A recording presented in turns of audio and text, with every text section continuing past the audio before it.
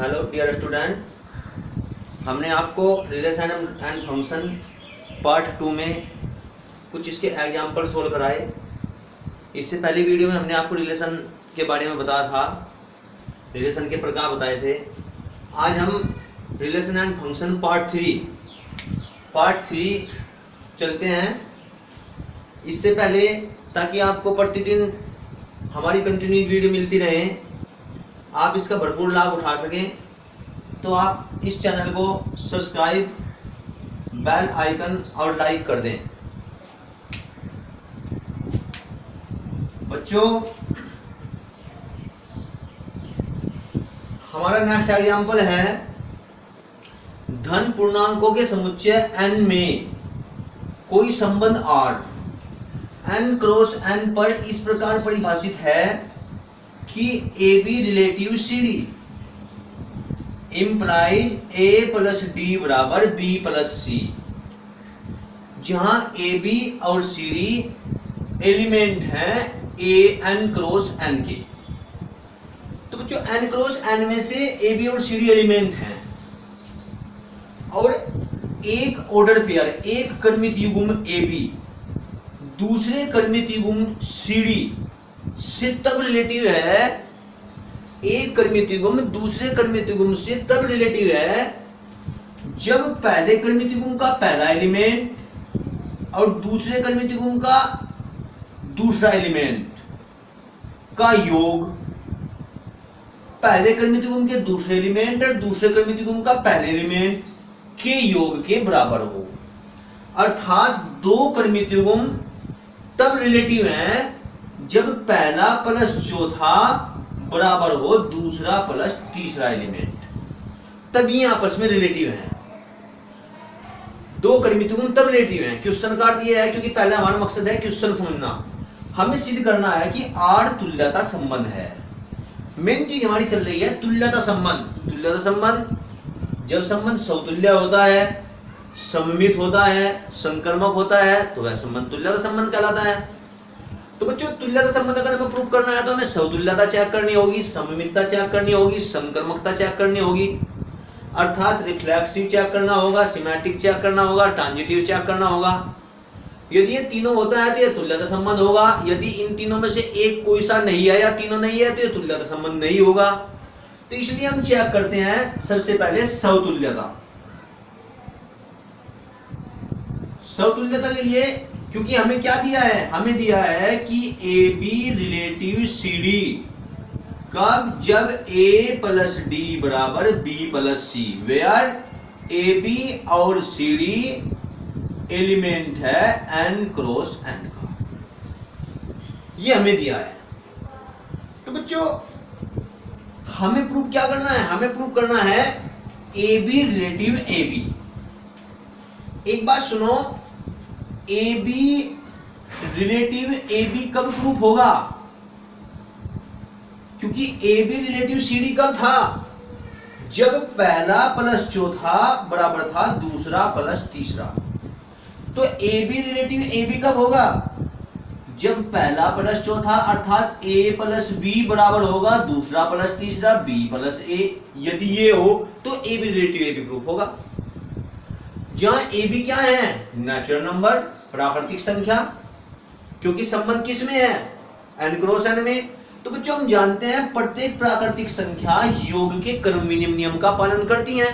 जब योग के क्रम विनिमय नियम का पालन करती हैं तो हम कह सकते हैं, क्योंकि यदि A और B कोई भी एलिमेंट ऑफ नेचुरल नंबर का हो, तो प्राकृतिक संख्या हो कोई भी, तो A प्लस B बराबर B प्लस A होता है। A plus B B plus A के बराबर होता ही है योग के क्रम विनिमय नियम से। जब A plus B B plus A के बराबर होता है तो इसका अर्थ है कि AB रिलेटिव AB है, क्योंकि AB रिलेटिव AB होने के लिए क्या चाहिए? A प्लस B बराबर B प्लस A, और वो है क्योंकि ये होता है प्राकृतिक संख्याओं के लिए सत्य है बात। तो प्राकृतिक संख्याओं के लिए A plus B B plus A के बराबर होता है, तो इसका अर्थ हुआ कि AB रिलेटिव AB है, अर्थात R समतुल्य संबंध है। अब हम बात करते हैं सममितता की। अगर हम सममितता की बात करें तो उसके लिए वही, क्योंकि हमें क्या दिया है, A B relative C D कब, जब a प्लस डी बराबर b प्लस सी, ये दिया है, जहां ए बी और C D element of N cross N. ठीक है, हमें प्रूफ क्या करना है, सममित सिद्ध करने के लिए, सममित प्रूफ करने के लिए हमें प्रूफ करना है कि ए बी रिलेटिव यदि सी डी है तो हमें प्रूफ करना है C D relative A B, क्योंकि सममित प्रूफ करने के लिए अगर ए रिलेटिव बी है तो बी रिलेटिव ए प्रूफ करना होगा, तो इसलिए हमें प्रूफ करना है C D relative A B. बच्चों C D relative A B हमें प्रूफ करना है। C D relative A B के लिए हमें क्या कंडीशन चाहिए, ए सी प्लस बी पहला प्लस चौथा बराबर दूसरा प्लस तीसरा, डी प्लस ए, ये कंडीशन चाहिए। यदि ये कंडीशन हम प्रूव कर दें तो इससे रिजल्ट ये मिल जाएगा हमें। A B relative C D है तो क्या हुआ, ए प्लस डी बराबर बी प्लस सी दिया है, तो बच्चों मैं इसे ऐसे भी लिख सकता हूं, ए प्लस डी को क्रम विनिमय नियम से डी प्लस ए भी लिख सकता हूं, और बी प्लस सी को योग के क्रम विनिमय नियम से सी प्लस बी भी लिख सकता हूं। यदि ये इसके इक्वल है तो ये भी इसके इक्वल है, अर्थात मैं अगर इसे इधर और इसे इधर लिख दूं तो कोई, क्योंकि जब दो बराबर संख्या, जब दो संख्या इक्वल होती हैं तो कोई से लेफ्ट में रख देते हैं, कोई से राइट में रख देते हैं, कोई प्रभाव तो नहीं पड़ेगा। अर्थात मैं b प्लस सी बराबर डी, सी प्लस बी बराबर डी प्लस ए लिख दूं तो कोई दिक्कत, कोई परेशानी नहीं है, कोई प्रॉब्लम नहीं। और ये कंडीशन किसकी है, c प्लस बी बराबर डी प्लस ए कंडीशन किसकी है, C D relative A B की, अर्थात C D relative A B है, अर्थात आर संकर्मक है। सॉरी आर सममित है। तो आर सममित भी हुआ। अब हम बात करते हैं संकर्मकता की। अगर हम संक्रमकता की बात करते हैं तो संक्रमकता दिखाने के लिए हमने लिया, हम यहां दो कंडीशन लेकर चलेंगे, A B relative C D और C D relative E F. जहां क्या है, जहां A B C D E F ये तीनों क्या है, एलिमेंट हैं एन क्रॉस एन के। ये हम लिखेंगे A B C D E F N cross N के एलिमेंट हैं। तो बच्चों इनकी कंडीशन क्या हुई, अगर A B relative C D है तो पहला फर्स्ट प्लस फोर्थ यानी ए प्लस डी बराबर second plus third B plus C होगा। अगर C D relative E F है तो सी प्लस एफ बराबर डी प्लस ई होगा। फर्स्ट प्लस फोर्थ यानी सी प्लस एफ बराबर डी प्लस ई होगा, सेकंड प्लस थर्ड।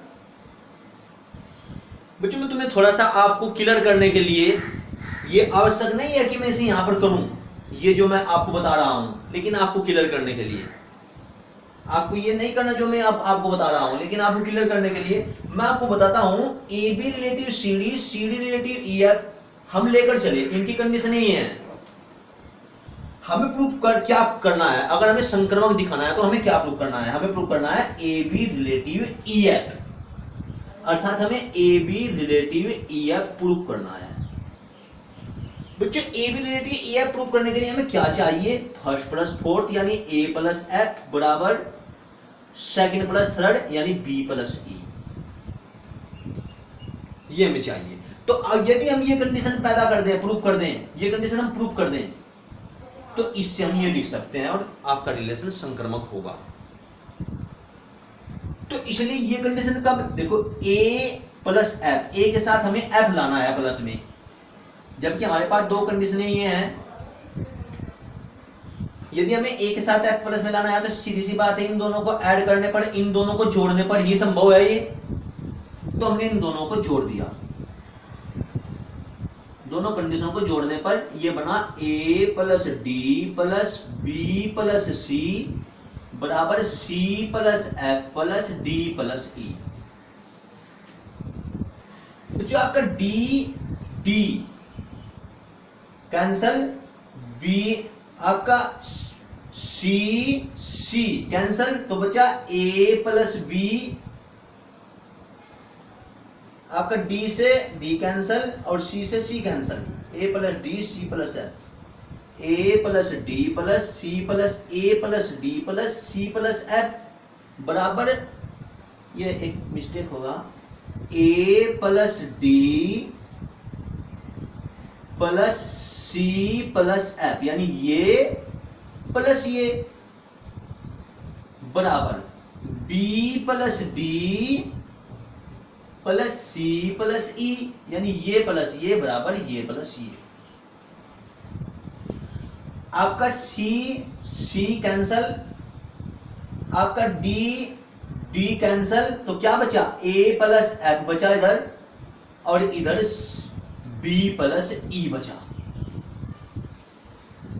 ए B relative C D relative E F हम लेकर चले थे, हमें प्रूव करना था A B relative E F.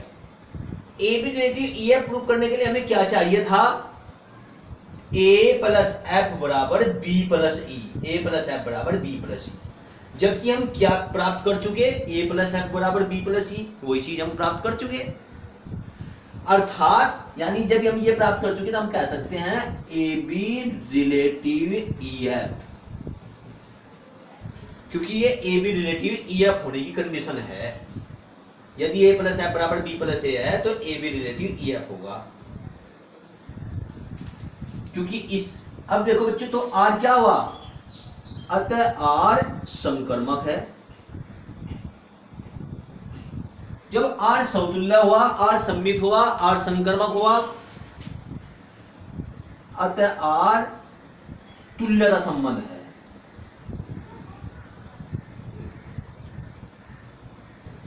देखो बच्चों, इस तरीके से हम दूसरा एग्जांपल करते हैं, एक और। प्राकृतिक संख्याओं के समुच्चय n में संबंध r इस प्रकार से है, प्राकृतिक संख्याओं के समुच्चय में है और संबंध r इस प्रकार से है कि r बराबर ए बी का भाजक है। दिखाओ r समतुल्य है, संकर्मक है, सम्मित नहीं है। देखिए, प्राकृतिक संख्याओं के समुच्चय n की बात है और r बराबर ए बी, अर्थात a b से तब रिलेटिव है। इसका अर्थ यह है r बराबर ए बी, तो इसका अर्थ यह है कि a b से तब रिलेटिव है जब a b का भाजक है। कब? जब a b का भाजक है। जहां a b क्या है, नेचुरल नंबर, प्राकृतिक संख्या, क्योंकि हमने कहा प्राकृतिक संख्याओं के समुच्चय में, तो a b प्राकृतिक संख्या है। अर्थात दो संख्याएं तब आपस में रिलेटिव हैं जब पहली संख्या दूसरी संख्या की भाजक हो।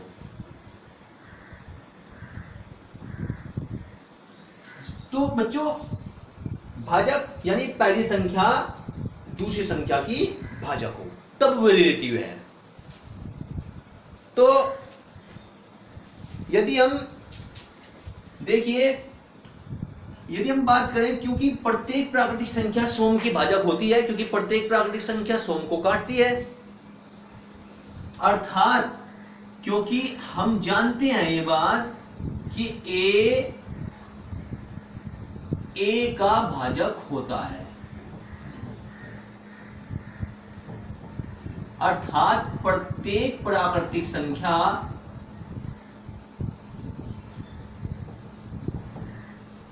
स्वयं का भाजक होती है,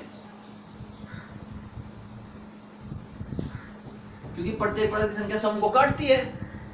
जब प्रत्येक प्राकृतिक संख्या स्वयं का भाजक होती है तो इसका अर्थ हुआ कि ए एलिमेंटों पार होगा, क्योंकि आर का एलिमेंट कौन है, आर का एलिमेंट वो क्रमिक युग्म है जो आपस में दोनों संख्याएं पहली संख्या दूसरे का भाजक हो। क्योंकि ए का भाजक होती है, ए को काटती है, तो इसलिए ए एलिमेंट ऑफ आर हुआ। उसके बाद आर क्या हुआ, आर समतुल्य हुआ।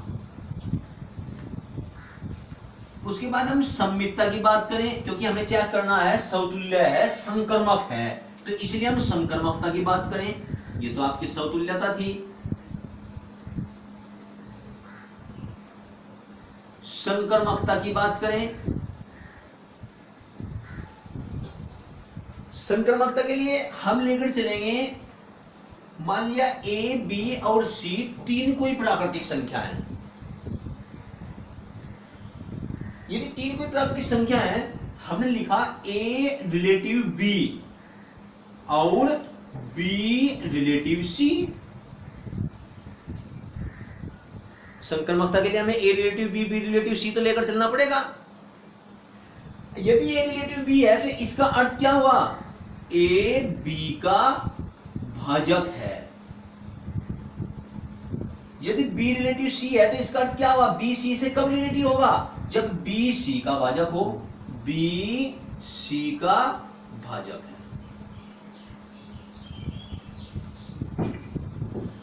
बच्चों यदि ए बी का भाजक है, बी सी का भाजक है, क्लियर सी बात है। जैसे मैं मानता हूं कि 2 4 का भाजक है और 4 8 का भाजक है,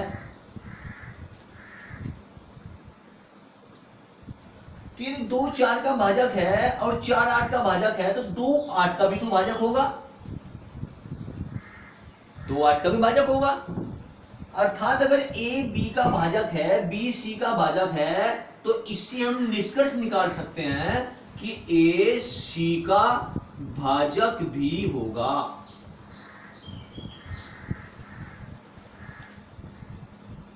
कोई भी संख्या ले आप एग्जांपल के लिए, मान लिया 3 6 का भाजक है, 6 12 का भाजक है, तो 3 12 का भी तो भाजक होगा, 3 12 को भी तो काटेगा, तो इसलिए ए सी का भाजक है होगा।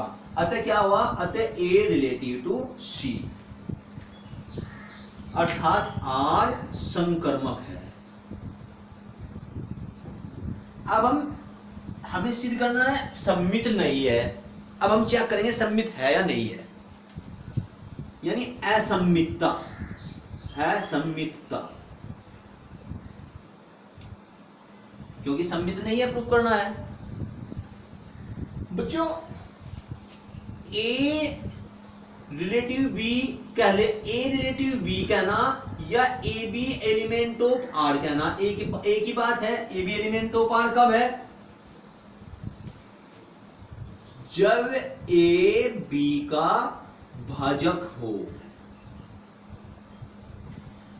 एक बात बताओ, हमें यदि सम्मित प्रूफ करना है तो सम्मित के लिए यदि A B element of R है तो बी एलिमेंट भी आर होना चाहिए। यदि ए बी एलिमेंट आर का है तो बी ए एलिमेंट भी आर का होना चाहिए। अर्थात यदि एक 2 एलिमेंट आर का है तो 2 1 एलिमेंट भी आर का होना चाहिए। अर्थात बच्चों, लेकिन एक बात सुनो, यदि ए बी का भाजक हो तो क्या बी ए का भाजक भी हो सकता है। फॉर एग्जाम्पल, यदि 2 4 का भाजक हो, 2 4 का भाजक हो, क्योंकि 2 4 को काटता है, तो 4 2 का भी भाजक हो सकता है क्या, 4 भी 2 को काटेगा क्या, 2 4 का भाजक है, तो 4 2 का भाजक भी होगा क्या, 4 2 का भाजक तो नहीं हो सकता। अर्थात मैं एग्जांपल के तौर पे मान लिया 2 4 एलिमेंट ऑफ आर है, क्योंकि 2 4 का भाजक है, तो 4 2 भी एलिमेंट ऑफ आर होगा क्या, क्योंकि 4 2 का तो भाजक नहीं होगा, 4 2 को तो नहीं काटेगा। 2 4 को तो काट सकता था, लेकिन 4 2 को तो नहीं काटेगा। अच्छा, 4 2 का भाजक नहीं हो सकता, तो ये एलिमेंट आर का नहीं हो सकता, क्योंकि आर के एलिमेंट कौन हो सकते हैं, क्वेश्चन के अनुसार आर के एलिमेंट में हो सकते हैं जिसमें पहला एलिमेंट दूसरे एलिमेंट का भाजक हो। तो यदि 2 4 का भाजक है तो 4 2 का भाजक नहीं हो सकता। अर्थात यदि ए बी का भाजक है तो बी ए का भाजक नहीं होगा। जब बी ए का भाजक नहीं होगा अर्थात B A element of R नहीं होगा, अर्थात आर सममित नहीं है। देखिए बच्चों, इसी तरीके से आपको अलग अलग टाइप के क्वेश्चन कराते चले जाएंगे, क्योंकि YouTube पर आपको किसी भी बुक के सभी क्वेश्चन कराने तो संभव नहीं होते, लेकिन अलग अलग टाइप के क्वेश्चन संबंध से संबंधित, रिलेशन से संबंधित, इस तरीके से फंक्शन से संबंधित, तो मुझे आशा है कि आपके अच्छे तरीके से समझ में आया होगा।